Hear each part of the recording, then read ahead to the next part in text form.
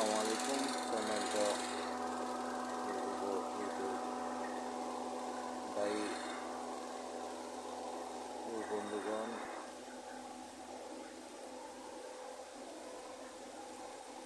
আমি বারে বারে আপনাদের কাছে এই পোলট্রি ফার্মটি নিয়ে আসি।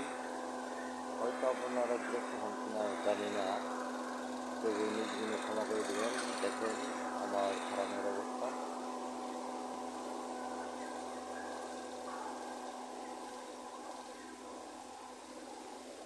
প্রচণ্ড গরমের জন্য মুরগি স্টক করে এর জন্য এই দেখেন ফ্যান চলতেছে, এই ঘুরে দেখেন ফ্যান চলতেছে। বর্তমানে 5টি ফ্যান চলতেছে, তারপরেও আবার উপরে ঝর্ণা সিস্টেম করছে, ঝর্ণা বইতেছে। আজকে বয়স 30 দিন, ওজন আসছে 15। এটা হলো রাস্তা কোম্পানির মুরগি। এটা কেজিতে টাকা দেয়। যদি 60 টাকার উপরে বেচতে পারে 3 টাকা বোনাস আছে। যদি ভালো মুরগি হয়ে যায় তাহলে দেখা যাচ্ছে যে 1200 মুরগি 40-50 হাজার টাকা পাওয়া সম্ভব। আর ভালো না হলে ওরা তো বুঝবেনি 6-7 হাজার 8 হাজার এরকম যদি মারা যায়। আর যদি নিম্ন হয় তাহলে এটা হচ্ছে 6টা কেজি। যে কেজি মরুক লাস্টে যা কয় কেজি হবে ওইটা 6টা কেজি দিবে।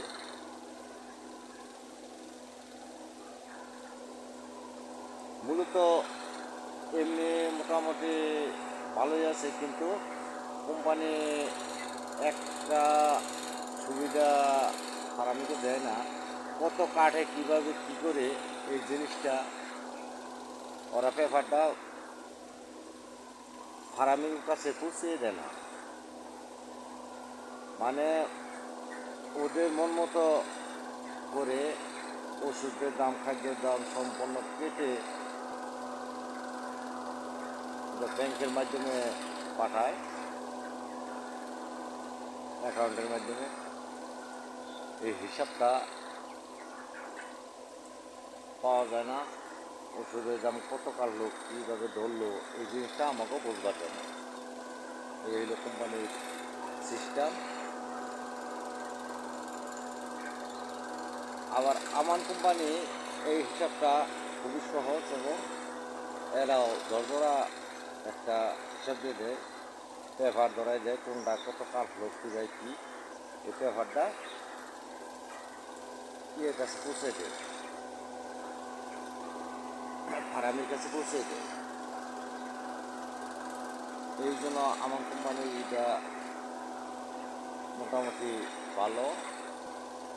আবার মনে করলেন যে আমার কোম্পানির আরেকটা দিকে একটু অসুবিধা, সেটা হচ্ছে 40টা বাচ্চা ফ্রি, 1000 বাচ্চা থেকে 40টা বাচ্চার পর যে কয়টা মরবে ওই কয়টার দামই কেটে রাখছে।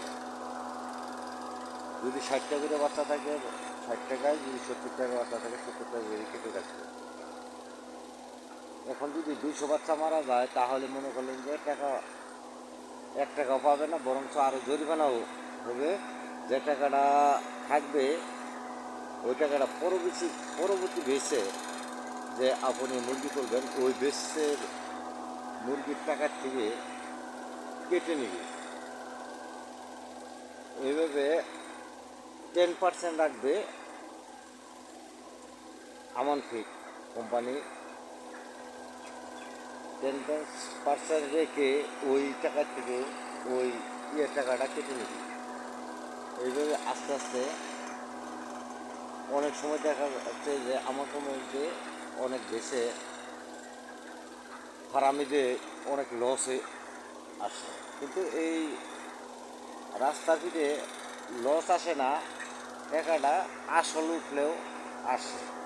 এই হলো কিন্তু হিসাবটা পাওয়া যায় না, এইটাই হচ্ছে সমস্যা এই কোম্পানি।